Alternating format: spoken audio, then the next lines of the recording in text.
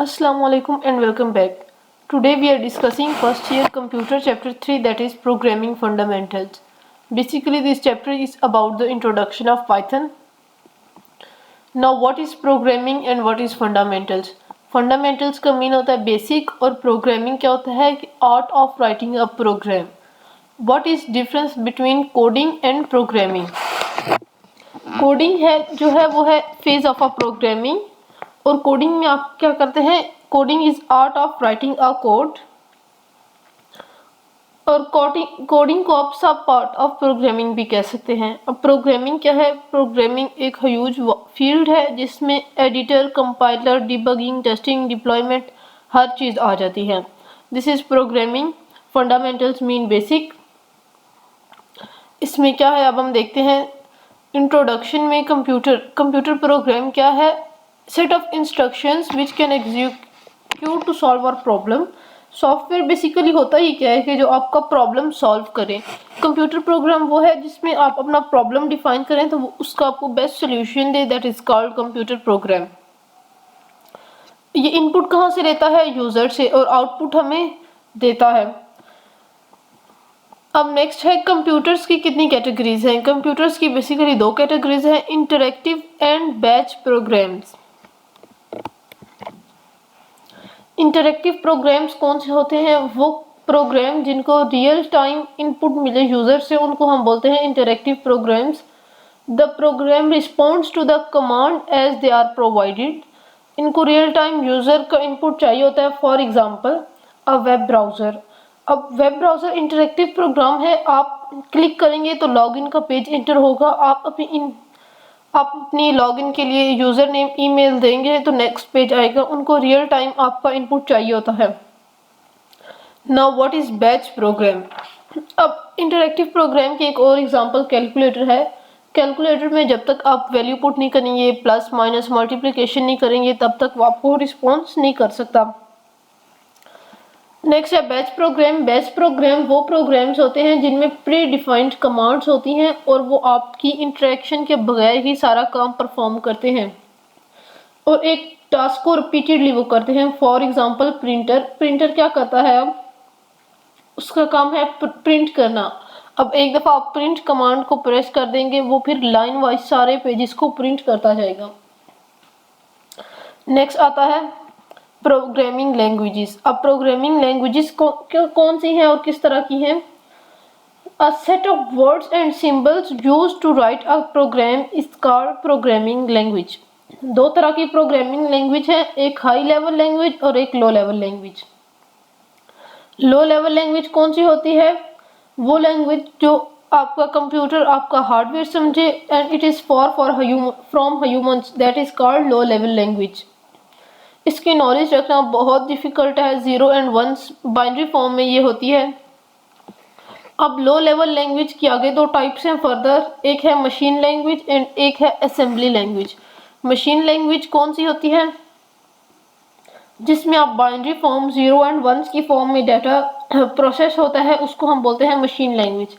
और assembly language जो है, it is one step higher than machine language. इसमें आप इंस्ट्रक्शंस को इंग्लिश लाइक वर्ड्स में लिख सकते हैं। For example input, output etcetera. अब हाई लेवल लैंग्वेज कौन सी है? वो लैंग्वेज जो ह्यूमंस को समझ आ सकती है लेकिन हार्डवेयर को समझ नहीं आती, उसको हम बोलते हैं हाई लेवल लैंग्वेज।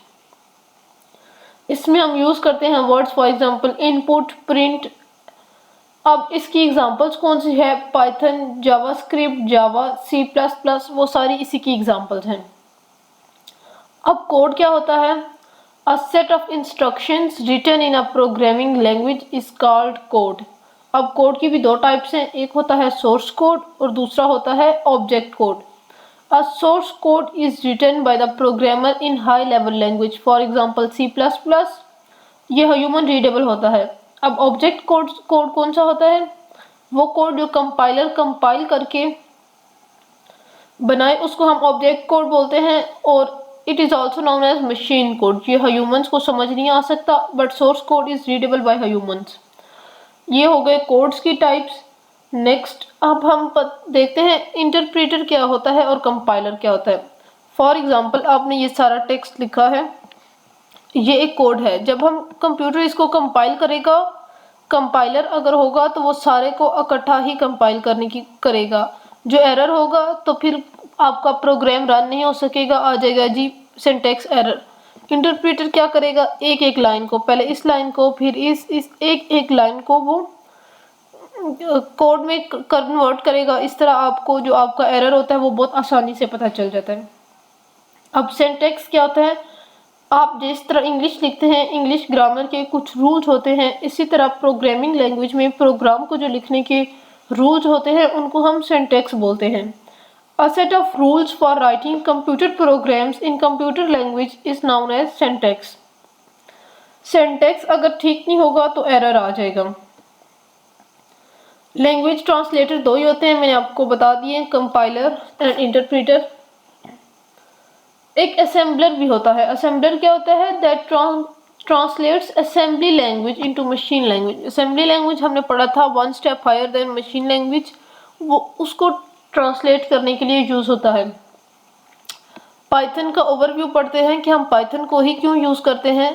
सबसे पहले तो आपको ये पता होना चाहिए ये इंट्रोड्यूस कब हुई, 1992 में इसको इंट्रोड्यूस किया गया। और ये सबसे पॉपुलर क्यों है, इसके रीजंस क्या है, इसको हम कहाँ कहाँ पे यूज करते हैं, ये भी हम स्टडी करते हैं।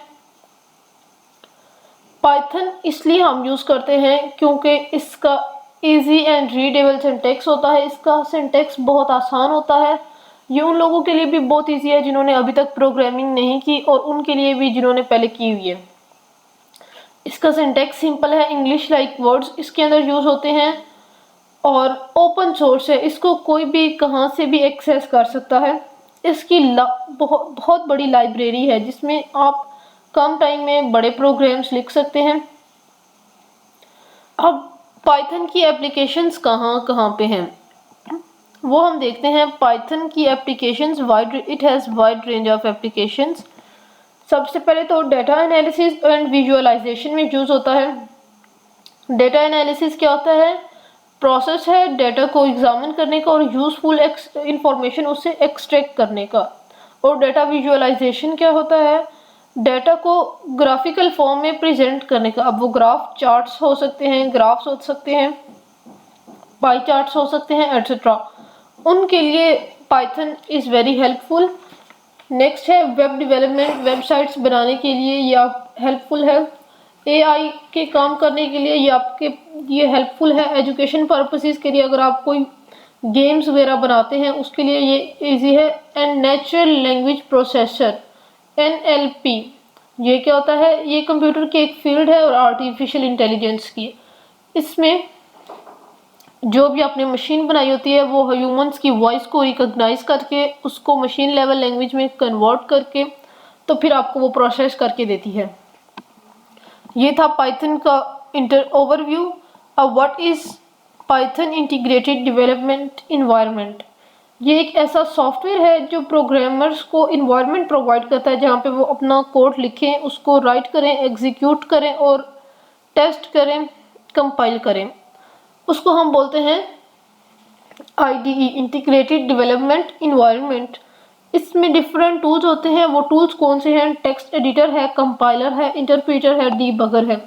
डिफरेंट टाइप की आईडीज हैं जिनमें से कोई एक आपको डाउनलोड करनी होगी पाइथन को रन करने के लिए।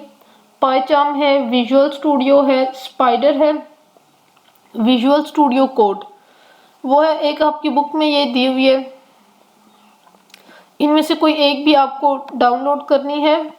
तो उसके बाद आप नेक्स्ट है टर्टल ग्राफिक्स। टर्टल ग्राफिक्स वैसे तो ये हाई लेवल का टॉपिक है और इसका थोड़ा सा ही आपकी बुक में दिया हुआ है। अब टर्टल ग्राफिक्स होता क्या है, it is use to create basic graphics and drawings in Python. इसके डिफरेंट टूल्स हैं, इससे आप animation, simulations etcetera computer games develop कर सकते हैं। टर्टल का मतलब क्या होता है, ड्राइंग टूल जो मूव करता है आपके कैनवस के ऊपर। अब कैनवस क्या होता है, ड्राइंग बोर्ड की तरह होता है जिसके ऊपर टर्टल मूव करता है। टर्टल ग्राफिक्स की फिर डेफिनेशन क्या हो गई, turtle graphics can be use in Python by. अब हम इसको इंपोर्ट किस तरह करते हैं, इंपोर्टिंग टर्टल लाइब्रेरी। उसके लिए आपको कमांड देनी होगी इंपोर्ट टर्टल। तो वो आपके सामने ये टर्टल की लाइब्रेरी ओपन होके आ जाएगी। इसके अंदर डिफरेंट फंक्शंस होंगे। पहला है screen. What is screen? Screen का मतलब है कि कैनवस का turtle graphics refers to canvas. Canvas को हम स्क्रीन बोलेंगे। स्क्रीन साइज, इसके लिए आपको स्क्रीन का साइज कौन सा रखना होगा, इसको आप पिक्सेल्स में मेजर्स करते हैं। पेन क्या है? अब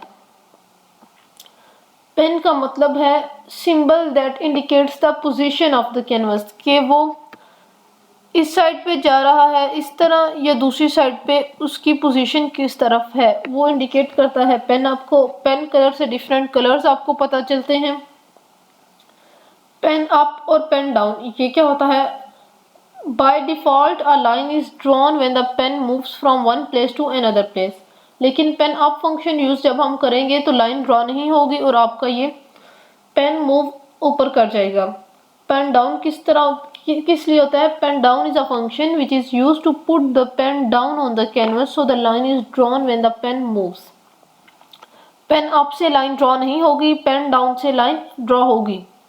आपने अब पाइथन में ये सारा कोड लिख के रन करना है तो आपके सामने ये डायग्राम्स आ जाएंगी। वैसे इसको याद करने की ज़रूरत नहीं है, आपको बस इसकी डेफिनेशंस इसमें जो है वो पता होनी चाहिए। लाइब्रेरीज का टॉपिक हम बाद में करेंगे, सबसे पहले पाइथन वेरिएबल्स, ये उससे पहले टॉपिक आना चाहिए था। पाइथन वेरिएबल्स क्या होते हैं? बेसिकली वेरिएबल क्या होता है? Variable is a named memory location. Variable की बस इतनी सी डेफिनेशन है जिसमें उसका कंप्लीट मीनिंग है। नेम्ड मेमोरी लोकेशन, हर जो भी आपने डाटा स्टोर करना होता है उसके लिए जो आपका नाम होता है उसको हम बोलेंगे variable. For example a is equal to, अब आप नेक्स्ट कुछ भी लिख सकते हैं, कोई नाम लिखना चाहें, कोई डिजिट लिखना चाहें, फॉर एग्जांपल 15। अब 15 स्टोर कहाँ पे हुआ है? a में।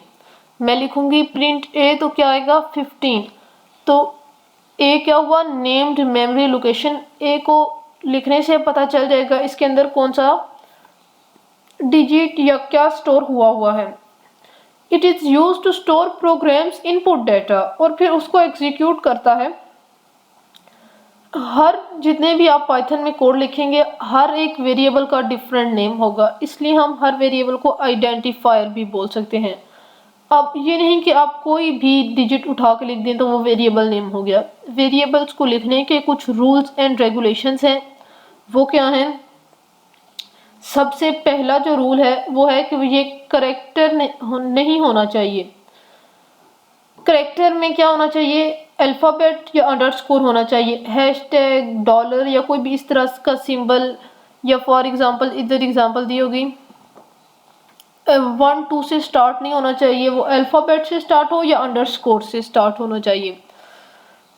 नेक्स्ट इसका रूल क्या है कि इसके अंदर आप स्पेस नहीं दे सकते। स्पेस के लिए आप अंडरस्कोर यूज कर सकते हैं। Python is case sensitive. अगर आप कैपिटल N लिखते हैं और स्मॉल n लिखते हैं it means two different variables. अगर मैं लिखती हूँ num is equal to 10 print, ये वाला मैं num लिखती हूँ तो ये प्रिंट नहीं हो सकता क्योंकि यहाँ पे कैपिटल N है, यहाँ पे स्मॉल, और ये केस सेंसिटिव है। जो स्पेशल सिंबल्स जितने भी आपके होते हैं वो आप वेरिएबल्स में नहीं लिख सकते, वेरिएबल नेम में। और वेरिएबल अंडरस्कोर आप यूज कर सकते हैं जहाँ पे आपको स्पेस वगैरह देनी होगी। उसकी एग्जांपल्स यहाँ पे आपको कुछ गिवन होंगी वेरिएबल्स की। अगर नहीं है तो a is equal to this, b is equal to this, marks equals to, इस तरह आप सारा लिख सकते हैं और ये सारे आपके वेरिएबल्स होंगे। नेक्स्ट आता है, इसको आपने इसी तरह पढ़ लेना है। इंस्ट्रक्शंस जो है वो suppose to execute easy way to apply the logic which is meant to be implemented, ये सारा मैंने आपको बता दिया है। बग क्या होता है? ये एरर ही होता है, और बग को ये सारा मैंने आपको बता दिया है। इसका कोड हम बाद में लिख के पाइथन में तो कंपाइल करेंगे। नेक्स्ट अभी मैं आपको बताती हूँ what is data type. Book में जितना भी सारा दिया हुआ है सारा मिक्स करके दिया हुआ है, इस तरह स्टूडेंट्स को समझ नहीं आ सकती। तो मैं सबसे पहले डाटा टाइप को लेके चलूँगी। यहाँ पे डाटा टाइप बुक में गिवन नहीं है, इम्पॉर्टेंट टॉपिक है, गिवन होगा लेकिन नेक्स्ट कहीं। तो ये यहाँ पे आपको पता चलना चाहिए what is data type. Data type बताता है कि आपका जो डाटा है वो किस तरह का है। 3 तरह के डाटा टाइप्स होते हैं। सबसे पहला तो होता है इंटीजर, नेक्स्ट होता है float and then next is string. Integer के लिए आप INTR लिखते हैं जिसका मतलब होता है इंटीजर। जब आप लिखने के लिए इसको लिखेंगे तो कंप्यूटर इसको जब कोड में इसको इंटीजर कंसीडर करेगा। नहीं मुझे नज़र आ रहा आपकी बुक में ये। नेक्स्ट फ्लोट है। फ्लोट का मतलब फ्लोटिंग पॉइंट, जिसमें पॉइंट्स भी आ सकते हैं। फॉर एग्जांपल 2.5, 2.1, 3.4, इस तरह जो है वो इसमें पॉइंट्स आ सकते हैं। और स्ट्रिंग्स का क्या मतलब होता है? स्ट्रिंग्स अल्फ़ाबेट्स को बोलते हैं। स्ट्रिंग्स को लिखने के लिए जो रूल है वो है आपने इसको सिंगल या डबल कोट्स के अंदर लिखना होता है। अब वेरिएबल किस तरह क्रिएट करते हैं ये मैंने आपको बताया था। कोई भी आपने जो डिजिट लिखने हैं वो लिख के आगे इज इक्वल टू डालेंगे तो वो आपका वेरिएबल हो जाएगा। अभी यहाँ तक मैं वीडियो को एंड कर रही हूँ। नेक्स्ट जो अभी हमने पढ़ा है इसको हम पाइथन में करके देखेंगे, फिर हमें पता चलेगा व्हाट इज़ वेरिएबल और बाकी सारी चीज़ें। तब तक के लिए अल्लाह हाफिज़।